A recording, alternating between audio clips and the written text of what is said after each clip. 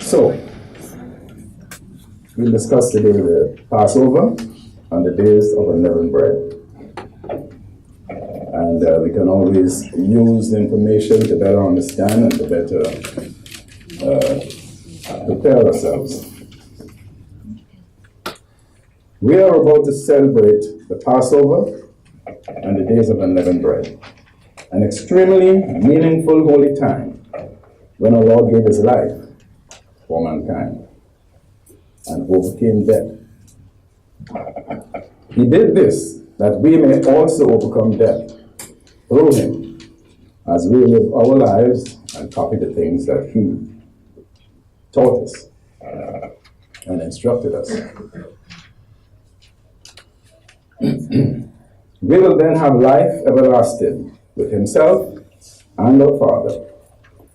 Receiving such a tremendous free gift, we should be eager to be obedient to God as we look forward to the kingdom. First, the Passover. The feast of the Passover is a very special celebration commanded by the Lord. It's not something that we just decide to do or choose to do at a whim. It's a commanded feast. The first Passover was so powerful and had such great meaning. Many were freed from slavery, and many other lives were taken to prove its importance. God's people, after having dwelt in Egypt for many years, had become numerous and strong. There have been many arguments as to how long God's people were in Israel, in Egypt. The scriptures tell us that the Lord instructed them that they will go into slavery in Egypt for 400 years. Yet, other accounts show that they were there for 430 years, or it's argued. Other accounts said that they were slaves for only 215 years. So, all these could be true. All these could be true. They say that from the time Abraham went into Egypt to the time they left, all totaled 430 years. And we know they could not have been slaves for 400 years because they had become very strong, and it takes many years for such a thing to happen. Anyway, that's not the most important thing. The most important thing is that they went into Egypt, they became slaves, and the Lord had to deliver them out of that slavery. Joseph, who had invited them to live there, had died a long time before. The new Pharaoh did not know them, and they were seen as a threat to the Egyptians. As was the custom of the day, when nations felt threatened by others, they would forcefully overtake them and use them as servants, maiming and even killing the ones they felt most threatened by. Excuse me.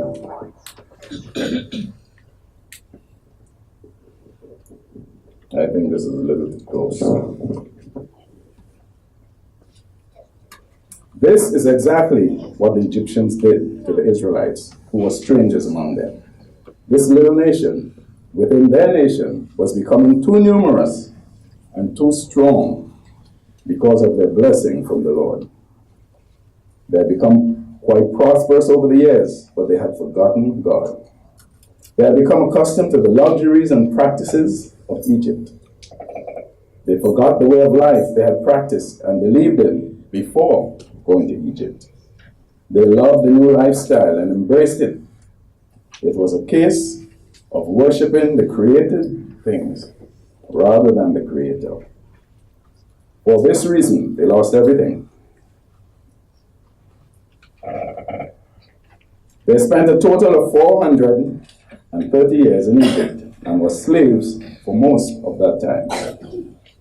Their prosperity was well noted by the Egyptians, and this displeased them very much.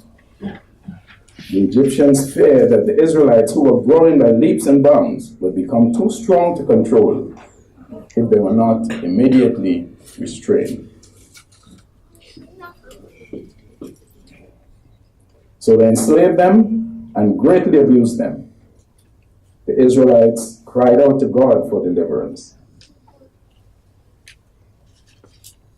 The Lord heard their cry and inspired Moses to fight their cause, to overcome every obstacle and set his people free.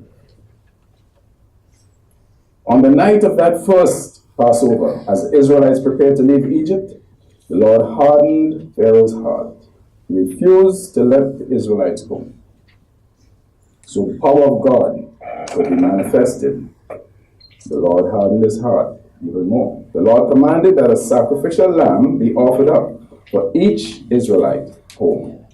The blood of each lamb was to be stricken on the doorposts and lintel of each Israelite home. This will be the sign for the avenging angel to pass over that home. No harm will be done to them.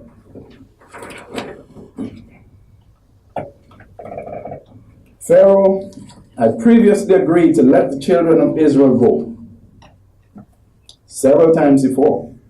Each time he would change his mind and refuse to follow through.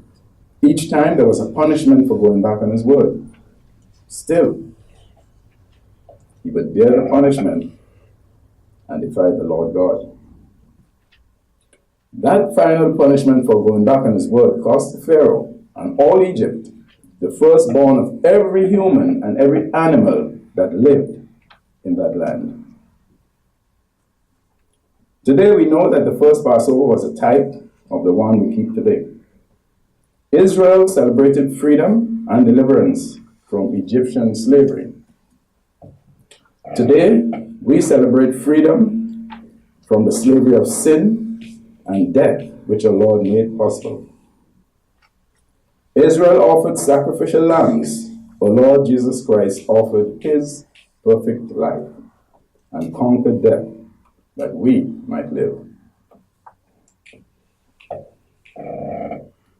Then we have the days of unleavened bread. What does the days of unleavened bread stand for?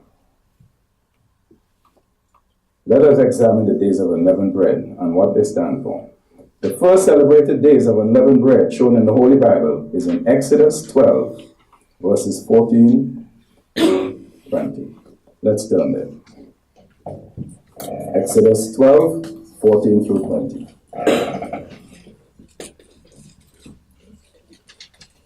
The Israelites were preparing to leave Egypt after the Passover. The angel of death had passed through. The lives of every firstborn of both man and animal in Egypt had been taken. These were the Lord's instructions as they prepared to leave. Verse 14 says, "This is the day you are to commemorate. For the generations to come, you shall celebrate it as a festival to the Lord." For the generations to come. A lasting ordinance. For 7 days you are to eat bread made without yeast. On the first day, remove the yeast from your houses. For whoever eats anything with yeast in it from the first day to the 7th day must be cut off from Israel. On the first day, hold a sacred assembly. And another one on the 7th day. Do no work at all on these days, except to prepare food for everyone to eat. That is all you may do. Celebrate the Feast of Unleavened Bread, because it was on this very day that I brought your divisions out of Egypt. Celebrate this day as a lasting ordinance for the generations to come. Verse 18, in the first month you are to eat bread without yeast from the evening of the 14th day to the evening of the 21st day. For 7 days no yeast is to be found in your houses, and whoever eats anything with yeast in it must be cut off from the community of Israel, whether he's an alien or a native born. Eat nothing made with yeast wherever you live, you must eat unleavened bread. Very clear and precise. There's nothing to misunderstand. The Lord is saying, don't have yeast during that time. So what is so important about not eating anything with yeast? Isn't yeast an ingredient which enhances the bread? It makes it taste good. It makes it nice and soft. Why then would our Lord admonish us so strictly to not eat anything with yeast for these 7 days? Now we know that yeast puffs up. To be puffed up gives us the idea of being filled with our own self-importance. Self-importance represents sin. And sin is exactly what we constantly work at removing from our lives. During the days of unleavened bread, we recognize the great sacrifice our Lord made for us. This should make us humble and willing to express our humility by giving up leavening, which we enjoy so much. Therefore, we eat unleavened bread for 7 days, as instructed by our God. Now, what can leavening do? The leavening in the bread is one way we see what sin is like and how it works. Dough, without leavening, takes the shape you roll it into. It remains that size and that shape. It is yielding and controllable. But we know that a little yeast, as the scripture tells us, works through the whole lump, as stated in Galatians 5 and 9. When sin takes root in our members, it numbs the senses and the conscience. If it is not quickly and vigilantly dealt with, it does much harm. It even causes death. We, therefore, need to be always on the alert to conquer sin in our lives before it takes root. We cannot allow it to leaven and grow. There is too much at stake. And then, what is the significance of the number 7? Why 7 days? We are commanded by God to eat unleavened bread for 7 days. Why 7 days? Well, God does nothing without reason. The number 7 in the Holy Scripture signifies completeness. The Lord never changes. He remains the same yesterday, today, and forever.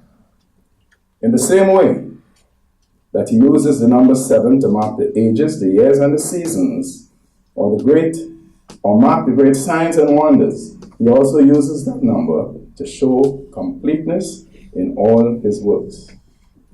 The nation of Israel had been enslaved in Egypt for many years. The time had come for God to free them from bondage. They must have prayed and begged God for mercy and relief for a long time. We know how often Israel went astray after having been blessed by the Lord. However, as soon as one crisis was over, due to the blessings and forgiveness of God, they fell right into another. So again, they were forgiven, rescued, and instructed how they should show their thankfulness and respect to the Lord. They were to eat unleavened bread for 7 days, which was a period of completeness.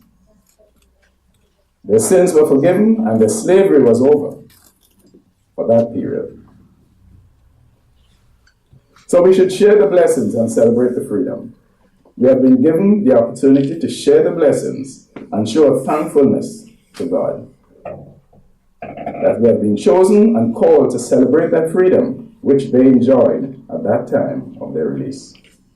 Much more than that, we have been given a greater and more precious freedom by the sacrifice and blood of our Lord Jesus Christ. He suffered and died to give us a true and lasting freedom which can never be reversed. It is up to the called-out ones of every era to appreciate, to guard, and to hold dear this priceless gift which we have been given by our Heavenly Father and His gracious Son, Jesus Christ our Lord. Let us keep the Passover and the days of unleavened bread with thankfulness and joy as they respectfully obey and love the living God.